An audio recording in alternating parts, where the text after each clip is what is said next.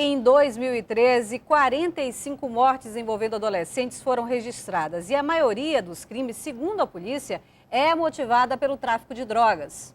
Números divulgados pela Secretaria de Segurança Pública apontam: no primeiro semestre deste ano, os casos de homicídios diminuíram 30% em relação ao mesmo período do ano passado. Em 2012, 491 pessoas foram assassinadas. Este ano, 347. Mesmo com a redução desses homicídios, os crimes envolvendo adolescentes aumentaram em 10%. Foram 45 mortes registradas só este ano, contra 31 ano passado. As vítimas têm idade entre 12 e 18 anos. 90% dos homicídios são praticados por arma de fogo. A maioria dos crimes é motivada pelo tráfico de drogas. Segundo este PM, é no contato com a família que essa informação é confirmada. Eles são usuários de droga, né? Ou estão envolvidos.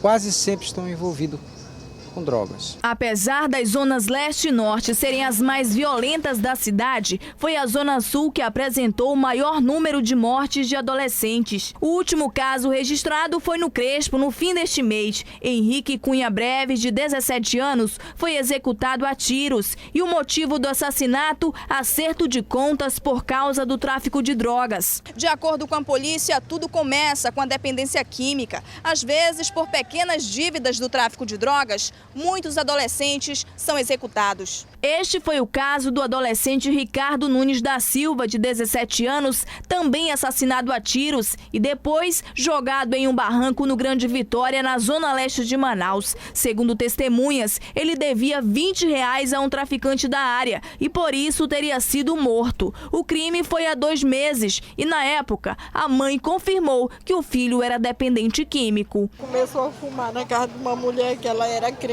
e eu deixava ele ir para lá porque eu pensava que ela ainda era crente, sabe? Este psicólogo explica que vários fatores sociais contribuem para os adolescentes entrarem no mundo das drogas. Problemas de casa, de estrutura familiar, de estrutura física de uma casa. Cada vez mais adolescentes vêm entrando por esses caminhos e cada vez mais vêm se afastando das suas famílias, vêm se afastando de possibilidade de um futuro promissor. Foi inaugurada hoje a nova sede do Instituto de Pesos e Medidas do Amazonas. Agora o órgão deve passar a fiscalizar também materiais de construção no estado.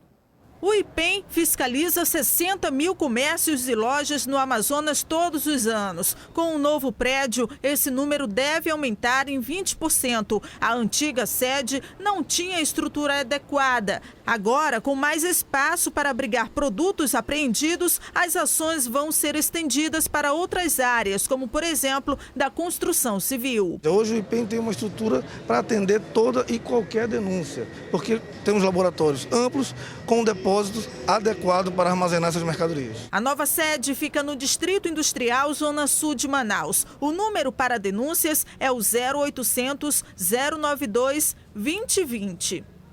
Na próxima segunda-feira, dia 12 de agosto, a Avenida São Jorge, no sentido bairro-centro, vai ser fechada a partir das 10 horas da manhã para obras de manutenção da ponte. A Avenida São Jorge, neste trecho, próximo a Constantino Neri, está entre as mais movimentadas de Manaus. Difícil não ver engarrafamentos por aqui, principalmente em horário de rush. E por causa desse intenso fluxo de veículos, a ponte sobre o Igarapé do bairro vai passar por obras para ter a estrutura reforçada. É uma medida preventiva. E a reforma no seu tabuleiro, né, da ponte, para que possa dar mais segurança para a circulação dos veículos que aqui transitam. A partir de segunda-feira, este trecho da Avenida São Jorge, no sentido centro-bairro, vai funcionar como mão dupla. Mas a orientação do Manaus Trans é que os motoristas evitem passar por aqui e busquem novas rotas. Por exemplo, Avenida Brasil e Avenida Teomário Pinto, lá ali no Dom Pedro. O itinerário do transporte coletivo que trafega nesta área não vai ser modificado. Quem normalmente passa por aqui ficou surpreso com a notícia da interdição já na próxima segunda-feira. Mas os motoristas aprovaram a realização da obra. A gente fica um pouco surpreso, né? Mas a gente tem que fazer alguma coisa para ajudar também, né?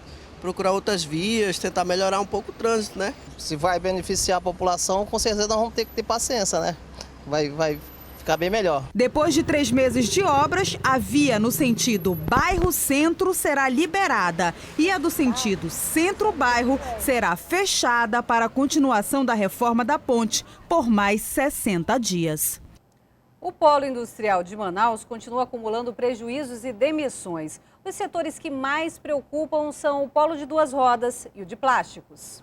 Os números do IBGE confirmam o que os economistas já sabiam. A produção industrial no Amazonas despencou de 2012 para cá. Ainda segundo o IBGE, aqui no Amazonas, apenas 5 setores apresentaram alta no faturamento nos últimos 12 meses.